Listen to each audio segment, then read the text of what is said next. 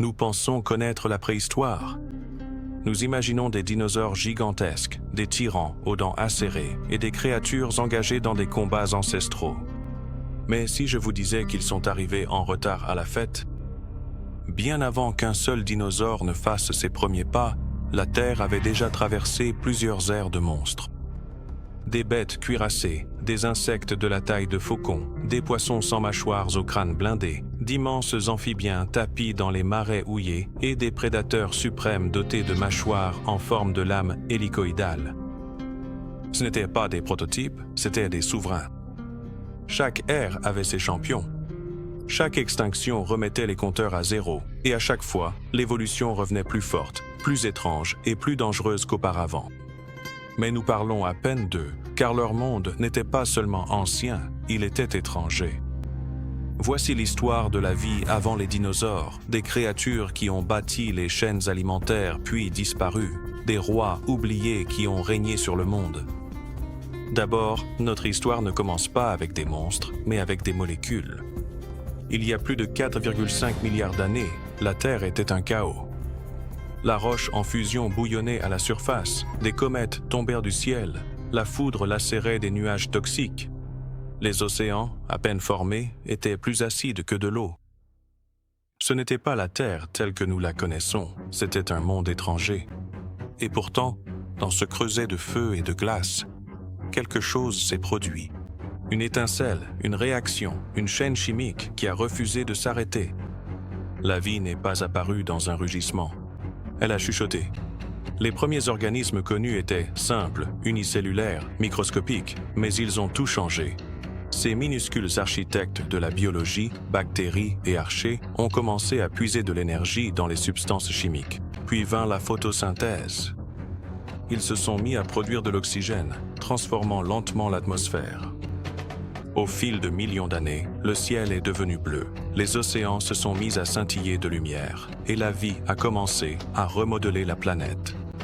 Ils ont construit d'immenses colonies, des structures en couches semblables à de la pierre que nous appelons stromatolites, d'anciens gratte-ciel de vases et de sédiments que l'on trouve encore aujourd'hui dans des endroits comme Shark Bay, en Australie, Census. Puis, il y a environ 600 millions d'années, quelque chose de nouveau est apparu.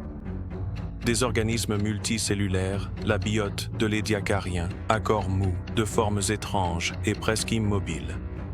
Ils ne chassaient pas, ils absorbaient les nutriments. Ils vivaient sur le fond marin, tels d'étranges tapis biologiques. Dickinsonia, Sprigina, Charniodiscus, des créatures sans tête, sans bouche, sans squelette. Mais ils n'étaient qu'un essai, un aperçu de ce qui allait arriver. Car, au fond de ces océans, l'évolution s'agitait et bientôt la vie allait faire un bond en avant sans jamais revenir en arrière. Puis tout a changé. Il y a environ 541 millions d'années, la vie a appuyé sur l'accélérateur. En l'espace de seulement quelques millions d'années, l'évolution a explosé. Ce n'était pas un changement lent, c'était une guerre biologique. Bienvenue à l'explosion cambrienne, le moment où la nature s'est déchaînée. Soudain, les créatures avaient des yeux, des griffes, des armures, des dents.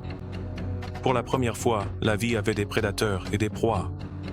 Les mers étaient remplies de nouveaux animaux étranges, dont la plupart sont aujourd'hui totalement méconnaissables.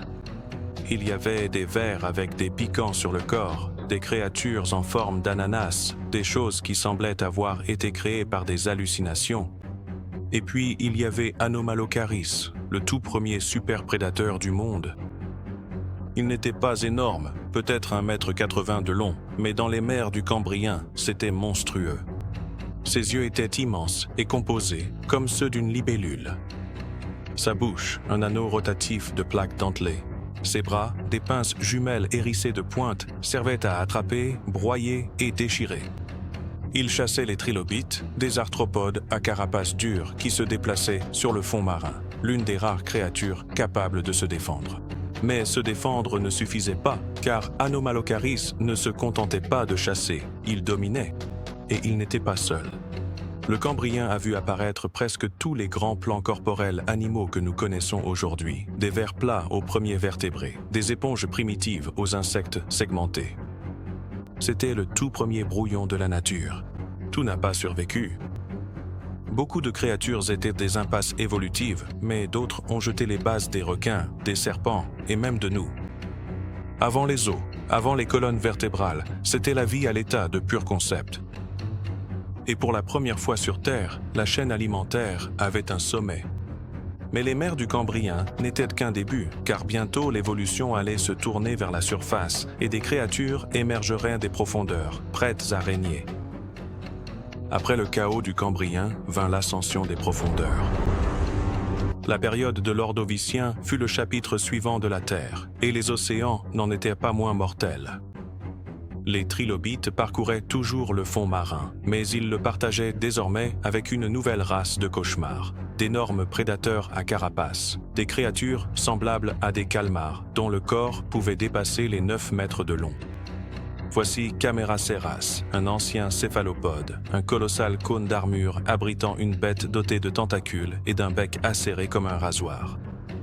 Il planait dans les mers peu profondes, dérivant silencieusement jusqu'à l'attaque. Ses bras jaillissaient, ses mâchoires se refermaient brutalement. Rien de plus petit n'avait la moindre chance. Ce n'était pas seulement le plus grand prédateur de son époque, il se pourrait bien que ce soit le plus grand animal ayant jamais vécu jusqu'alors. Et tandis que les géants régnaient sur la mer, la Terre se préparait à sa prochaine révolution. Au cours de la période silurienne, il y a environ 440 millions d'années, la vie a commencé à ramper sur la terre ferme. Au début, c'était simple. Mousses, lichens, minuscules colonies vertes épousant les côtes rocheuses. Mais ensuite vint le mouvement. Les premiers animaux connus à sortir de la mer étaient des arthropodes, probablement des créatures ressemblant à des scorpions, dotés de corps blindés et de trop nombreuses pattes. Ils étaient lents, maladroits, vulnérables, mais ils étaient des pionniers. La surface de la Terre n'avait jamais connu le mouvement, désormais c'était le cas. Pendant ce temps, dans l'eau, de nouveaux prédateurs faisaient leur apparition. Les euryptérides, des scorpions de mer, de la taille de crocodile, glissaient sur le fond marin et attaquaient tout ce qui se trouvait sur leur passage. L'un d'eux, Yaekelopterus, atteignait plus de 2,50 m de long. Un prédateur doté de pinces gigantesques et de la rapidité nécessaire pour frapper avant que sa proie ne puisse réagir. Le monde était en train de changer.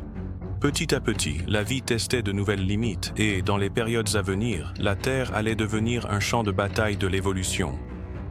Car à l'ère suivante, certaines créatures n'allaient pas seulement nager ou ramper, elles allaient conquérir. C'était le Dévonien il y a environ 419 à 359 millions d'années. C'était une époque d'innovation et de violence. Connus comme l'âge des poissons, les océans devinrent un terrain d'expérimentation pour de nouveaux prédateurs.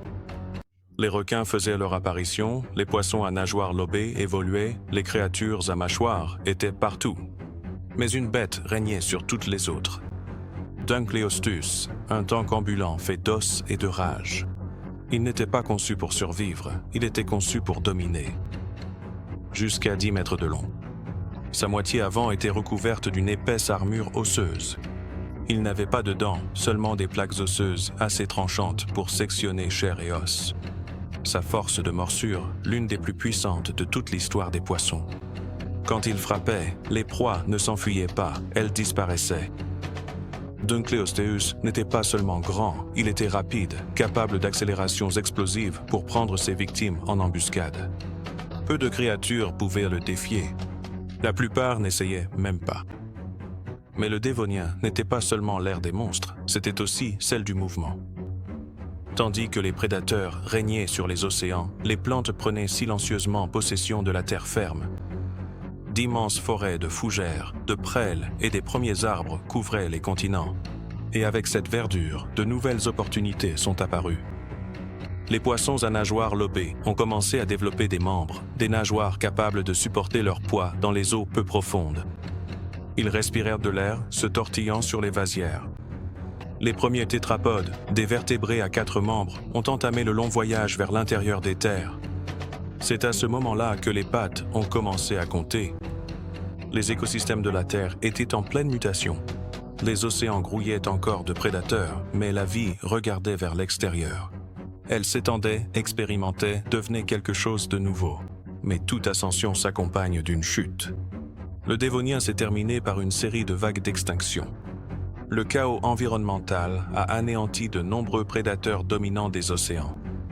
Dunkleosteus a disparu. Mais la scène était désormais prête, car la Terre l'était aussi, et les créatures qui allèrent la dominer étaient sur le point de se doter d'ailes, de pattes et de poumons. Les océans n'avaient plus le monopole des monstres. C'était la période du Carbonifère, il y a environ 359 à 299 millions d'années. Et la Terre avait de nouveau changé. D'épaisses forêts marécageuses tropicales recouvraient les continents. Des arbres géants, des lycophytes, des prêles et des fougères s'élevaient jusqu'à 30 mètres de haut. L'air était lourd, humide et riche. Le taux d'oxygène a grimpé à plus de 30%, le plus élevé de toute l'histoire de la Terre. Et cela a eu un effet étrange sur l'évolution. Cela a rendu les petits énormes. Les arthropodes, des créatures à exosquelettes et à pattes articulées, ont atteint des tailles inimaginables. Dans les airs, le méganeura, semblable à une libellule, planait au-dessus de la canopée, avec une envergure de plus de 60 cm. Pas d'oiseaux, pas de chauves-souris. C'étaient les véritables rois originels du ciel.